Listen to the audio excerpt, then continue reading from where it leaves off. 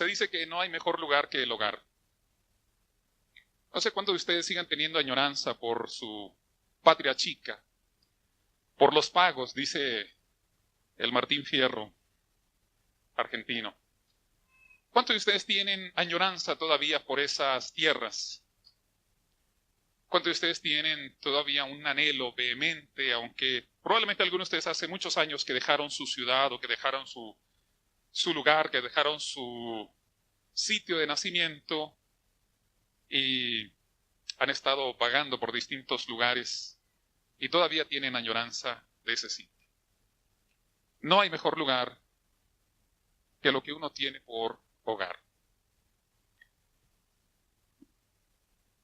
A mí me gusta Dios. ¿A ustedes? A mí me gusta Dios y cada día me sorprende Dios. Y cuando leo la Biblia, las historias de Abraham, de Isaac, de Jacob, de José, de Moisés, en realidad, hermanos, no es la historia de Abraham, de Isaac o de Jacob, o de ninguno de ellos. Son las historias de Dios. Es la historia de lo que es Dios. Y a mí me gusta descubrir lo que es Dios, porque es algo bello, impresionante y sobre todo muy agradable. Quiero recordar con ustedes una parábola que se encuentra en Lucas capítulo 15.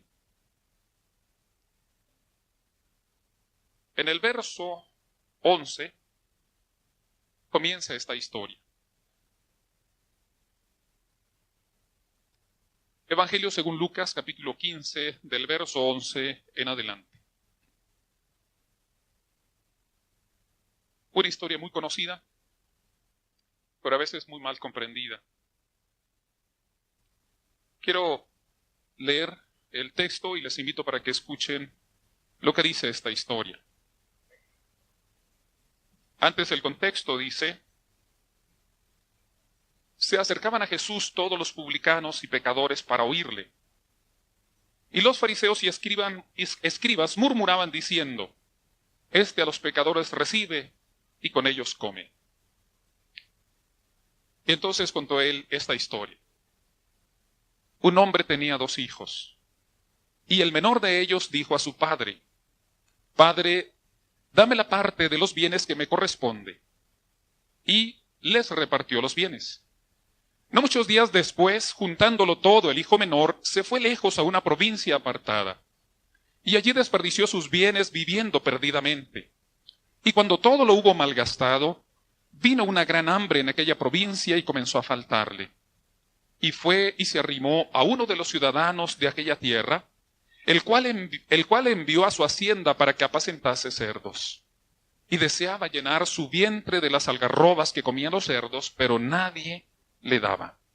Y volviendo en sí dijo: ¿cuántos jornaleros en casa de mi padre tienen abundancia de pan? ¿Y yo aquí perezco de hambre? Me levantaré e iré a mi padre y le diré: Padre, he pecado contra el cielo y contra ti. Ya no soy digno de ser llamado tu hijo. Hazme como a uno de tus jornaleros. Y levantándose, vino a su padre. Yo siempre me he preguntado, ¿cómo terminaríamos nosotros esta historia si no supiéramos el final y en algún ejercicio nos tocara redactar un final para esta historia? En algún momento, con un grupo de alumnos, hice el ejercicio, aunque en el fondo ya todos conocían la historia, entonces ya sabían el final del texto bíblico. Pero igualmente les dije que imaginaran qué finales se le podrían poner a esta historia. Y entonces apareció un conjunto de visiones acerca de cuál podría ser la culminación de esta narración. Para algunos, podría ser que el hijo, antes de llegar a la casa, le llenó otra vez la vergüenza, o le llenó la vergüenza y se llenó de dolor, y prefirió regresarse, prefirió volverse.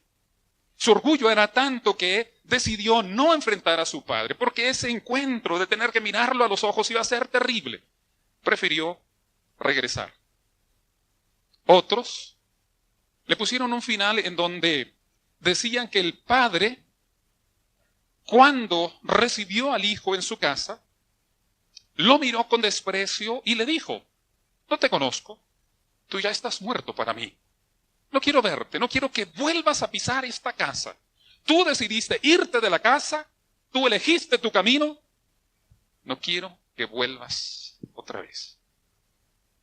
Otros le pusieron otra historia donde decía: bueno, voy a tener compasión de ti solo porque llevas mi sangre. Y vas a vivir en esta casa, pero no vas a vivir como un hijo. Serás justamente lo que pidas. Vas a vivir con los esclavos, vas a vivir con los sirvientes. Te vas a quedar allá en el cobertizo, te vas a ir a vivir allá, donde todos ellos duermen, y vas a comer lo que ellos comen. Y vas a estar ahí, no te va a faltar comida. Pero no esperes que yo te quiera. No esperes que te llame hijo. Serás un esclavo. ¿Qué final le pondría usted a esta historia? A mí me gusta el final que tiene, indiscutiblemente, y yo prefiero ese final. En estos días vi un cuadro de Rembrandt que se llama El regreso del hijo pródigo. Es una pintura que el autor pintó en el siglo XVII, 1636 me parece que es la fecha. Y es un cuadro impactante, donde él retrata vivamente las expresiones del padre y la condición en la que regresa el hijo.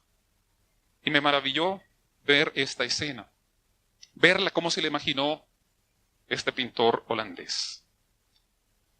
Esta historia, hermanos, no es la historia de otro más que la historia de Dios. Es la historia de Dios como Padre. Jesús cuenta que había un padre que tenía 2 hijos.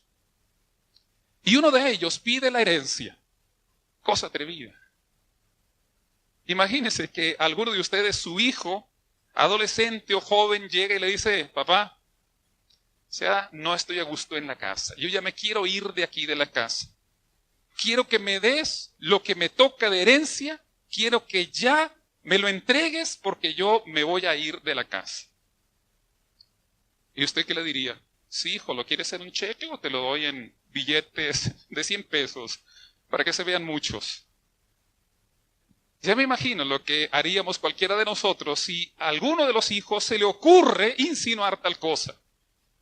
Pues imagínense, si estamos hoy en pleno siglo XXI, donde se supone que hay tolerancia, hay derechos de los niños y no sé cuántas cosas que se han conquistado a lo largo de esta historia. Imagínense la condición o la respuesta que habría sido de un padre ordinario hace 21 siglos. ¿Cuál habría sido la respuesta de un padre, entre comillas, normal? Las herencias se dan a la muerte del padre. Ningún ser humano está obligado a entregar herencia a los hijos.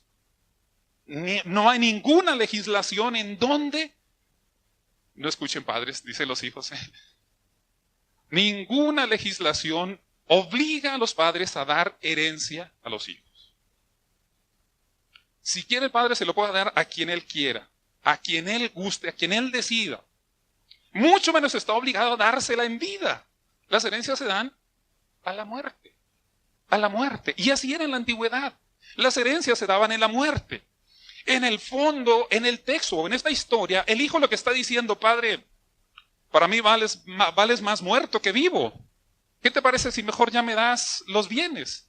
No quiero estar en casa, no quiero estar contigo. Mejor dame los bienes que me corresponden, los que me tocan. Según él, ¿verdad? Saca sus cálculos y habrá pensado que algo le toca. Y vean, hermanos, lo sorprendente. Este padre de la historia se lo da. Se lo da. A lo mejor vendió una parte del campo, vendió algunos de sus bienes o sacó los tesoros que tenía ahorrados y se los entrega.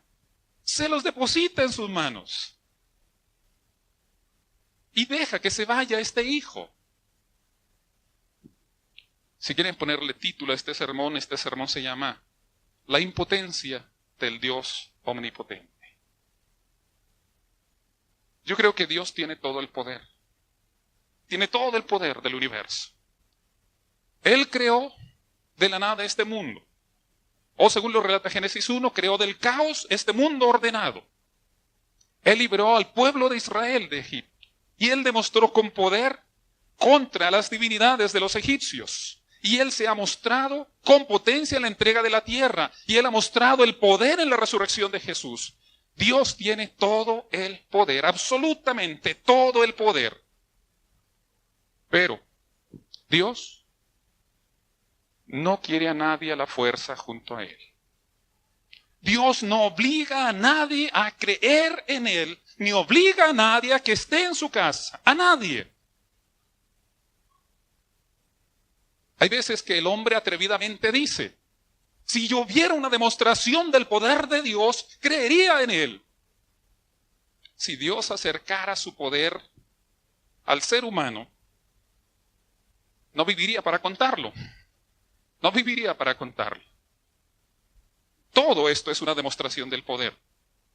El mundo está hecho de una manera ordenada. Si este planeta estuviera un 5% más alejado del Sol, este mundo se congelaba. Y ninguno de nosotros podría sobrevivir. Si este mundo estuviera 5% más cercano al Sol, nuestro mundo se iba a incendiar. Los polos se iban a descongelar y todo iba a terminar en como estaba en el principio. En un vacío y en un desorden. Dios está ahí. Y podría demostrarle a cualquier ser humano su poder.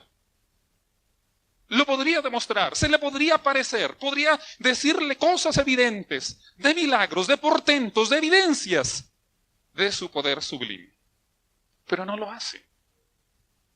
Al contrario, cuando el ser humano dice, Dios, ya no quiero estar contigo, quiero hacer mi vida, no quiero que me gobiernes, no quiero que me digas lo que yo tengo que hacer, yo me voy a ir a hacer mi vida. Dios dice, si quieres, puedes hacerlo. Puedes hacerlo. En el momento en que tú quieras. Y Dios se muestra como un Dios impotente. Dios se muestra como un Dios que no puede hacer las cosas. Como un Dios que no tiene la capacidad de evitar la rebeldía. Si alguno de nosotros, un hijo, nos llega con estas ideas, no sé si un par de bofetadas se lleva al hijo. ¿Qué se te está ocurriendo? ¿Qué estás pidiendo? Trabaja. Gánate tu dinero. Lábrate tu futuro si quieres. Yo no te daré nada. Pero este padre se muestra débil. Este padre se muestra impotente ante el hijo y hace lo que el hijo quiere. ¿Por qué? Porque el padre no quiere tenerlo a la fuerza en la casa. No quiere tenerlo obligado en la casa. Si el padre quiere, no se lo da. Si el padre quiere, no le da nada. Y le dice, arréglatelas como puedas. Y está seguro que el hijo se va a quedar, pero se va a quedar de mala gana. Se va a quedar en rebeldía, se va a quedar en oposición. Y el padre no quiere tenerlo a la fuerza en su casa. Por eso se muestra débil. Y le da los bienes. Y deja que se vaya de casa. Y el hijo se va lejos. Es una traición completa. Se va lejos.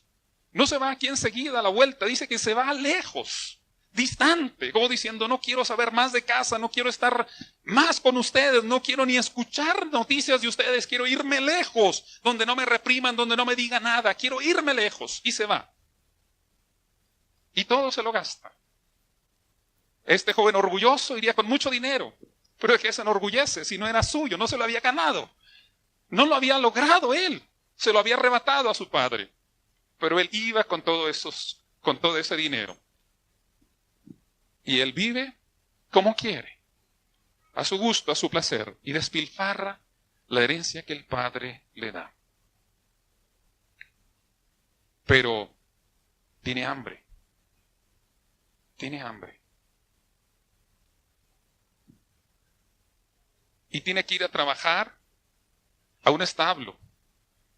¿O no? ¿Cómo se dice el lugar de los puercos? ¿Un chiquero? ¿Cómo dice el texto? ¿Una hacienda? Una hacienda, chiquero. No quiero. No quiero, pero tuvo que ir. Se tuvo que ir a trabajar a un lugar de puercos. Imagínense esta historia para el pueblo judío. Para un ambiente judío. O para el hermano Rogelio. Imagínense esta historia en el ambiente judío. donde el puerco es el animal más inmundo entre todos los inmundos y el inmundo por excelencia. Y este joven tiene que ir a trabajar en un chiquero, a criar puercos, a criar cerdos.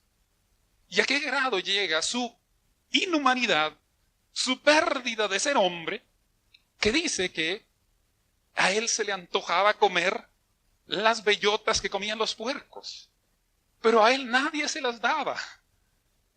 A él no lo querían engordar. Él no era un buen negocio. Nadie se fijaba en él.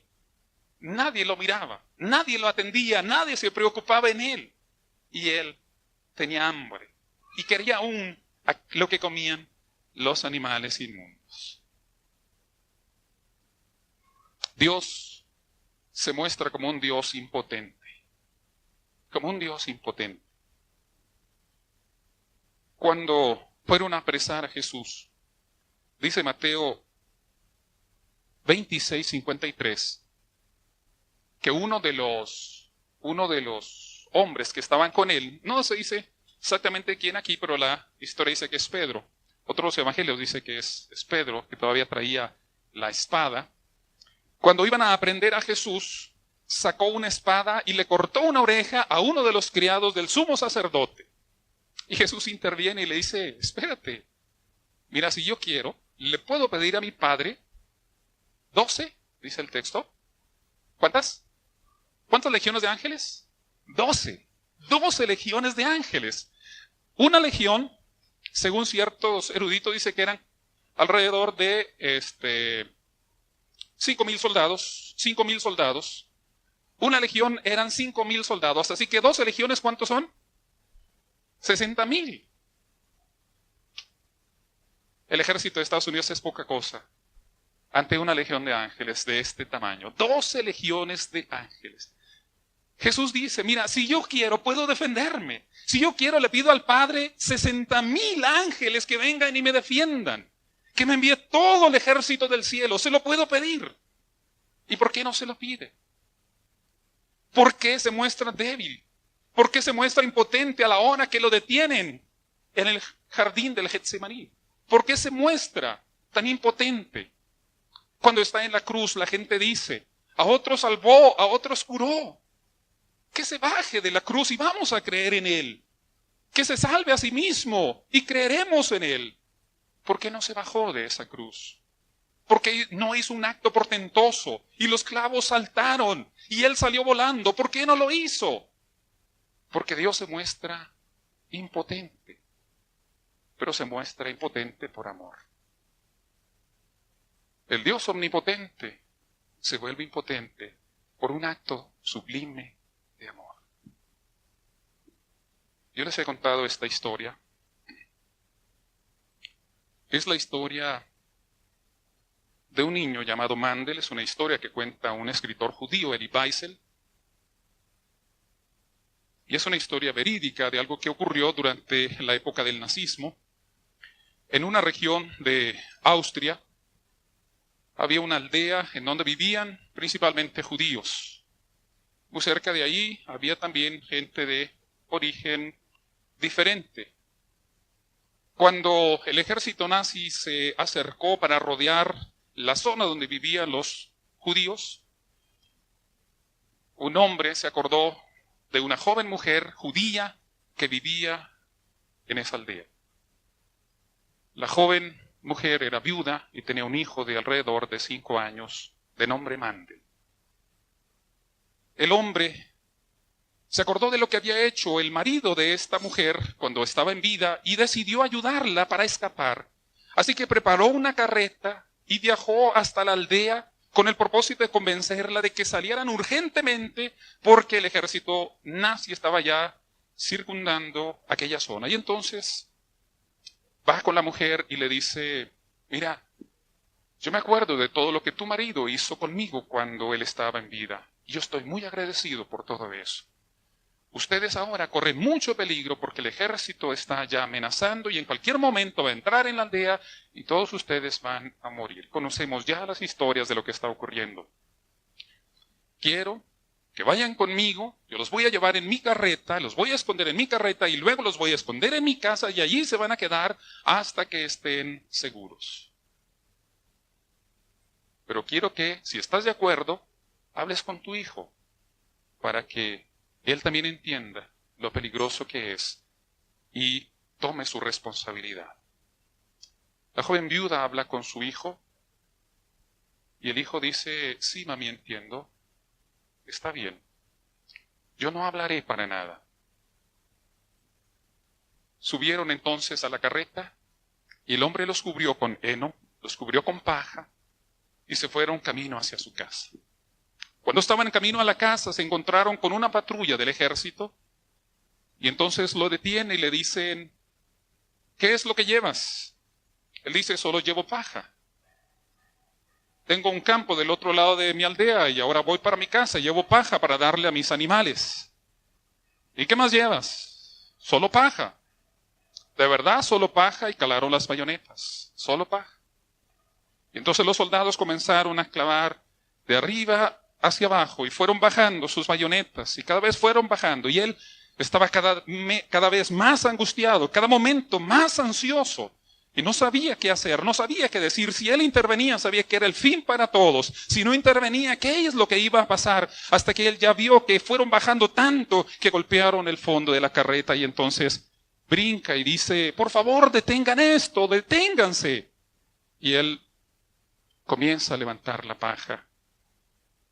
El niño se endereza y dice, yo no hablé, mami, yo no hablé. Y el niño escurría sangre. Y la madre había muerto.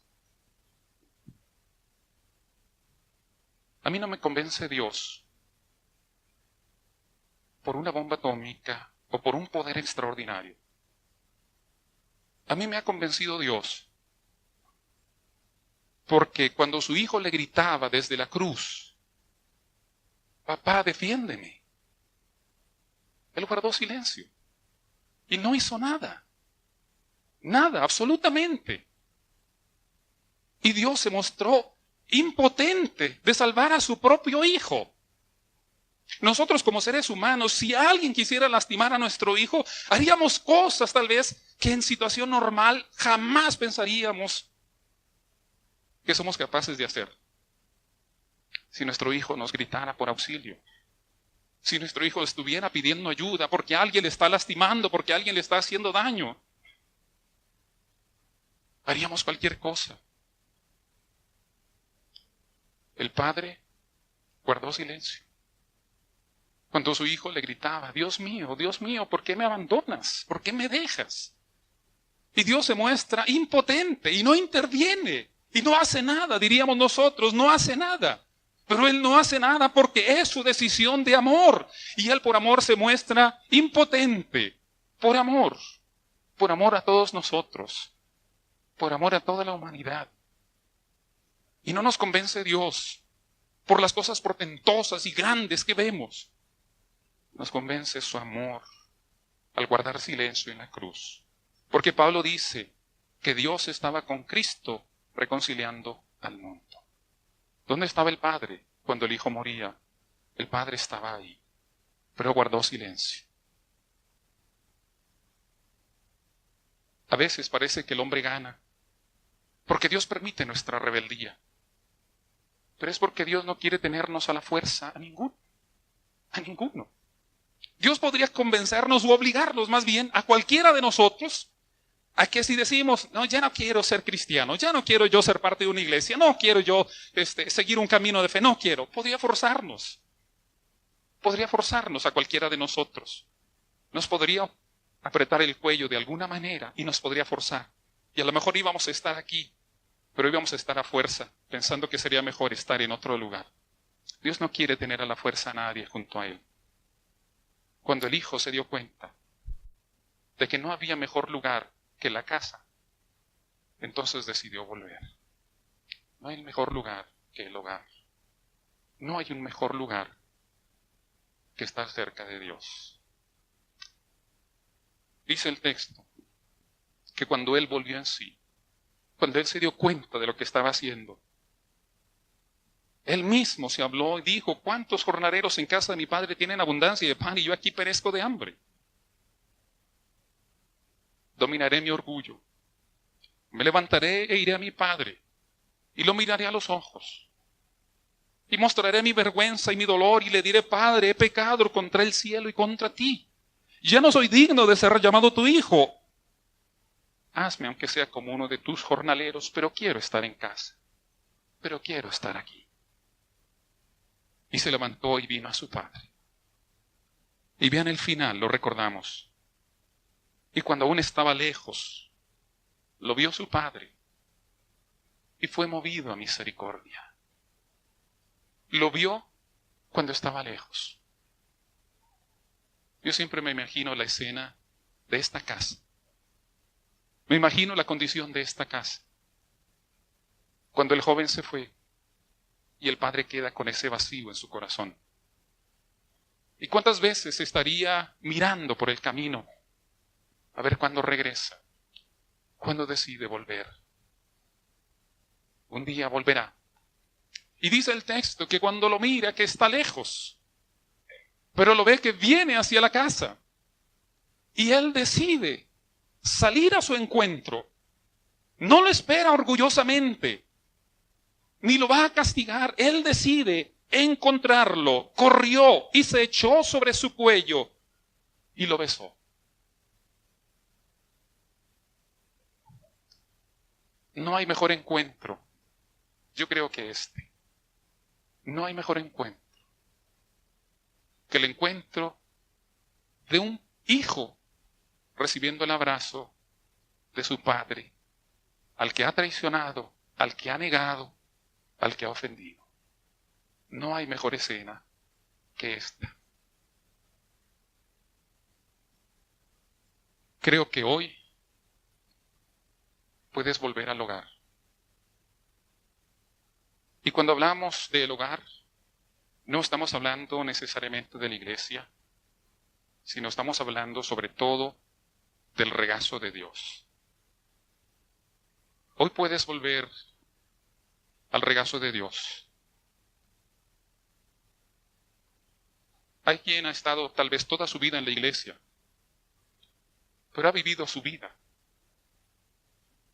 Pero ha vivido su propia vida en obstinación, en terquedad, en soberbia.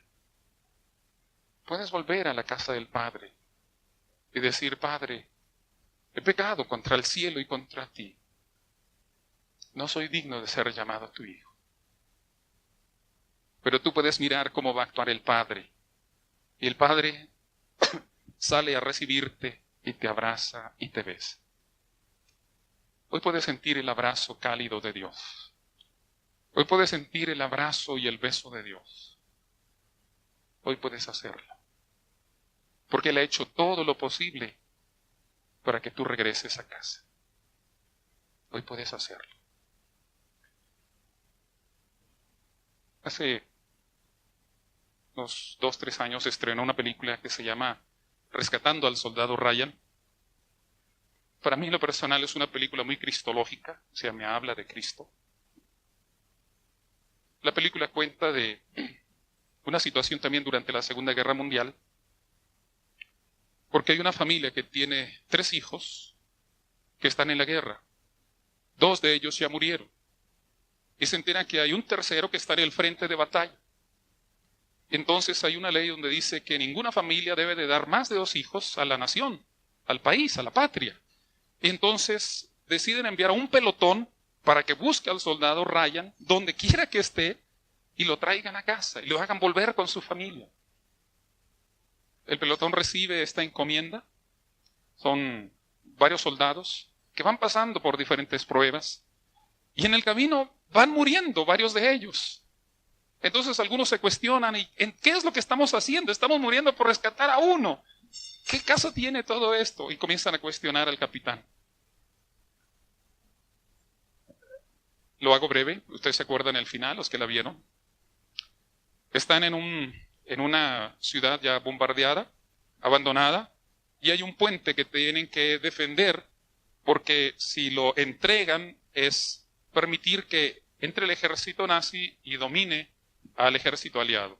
Entonces son pocos soldados, donde encuentran al soldado Ryan, ahí lo encuentran a él en frente de batalla, llega el capitán y le dice, tenemos que llevarte a casa. Y Ryan dice, es que no me quiero ir a casa, yo no quiero ir a casa, yo estoy aquí con mis compañeros, en esta trinchera y aquí me voy a quedar, pero es que tenemos que llevarte a casa. No, yo me voy a quedar. Y todos deciden quedarse a pelear. En la historia finalmente todo el pelotón muere y solo sobrevive Ryan. Cuando está muriendo, el capitán le dice, solo vive siendo digno de todo esto. Solo vive siendo digno de todo esto. Y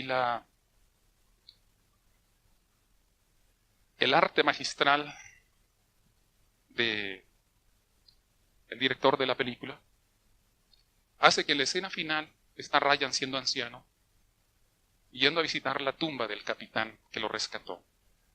Y le pregunta a su esposa, dime, ¿he vivido siendo digno? Y ella le dice, sí. Hermanos, sabemos lo que Dios ha hecho por nosotros y lo que le ha costado nuestra salvación. Somos libres de estar en casa de Dios. Somos libres de estar en su regazo. Es por elección y es porque su amor nos ha convencido. Vivamos siendo dignos de ese amor. Que Dios nos bendiga.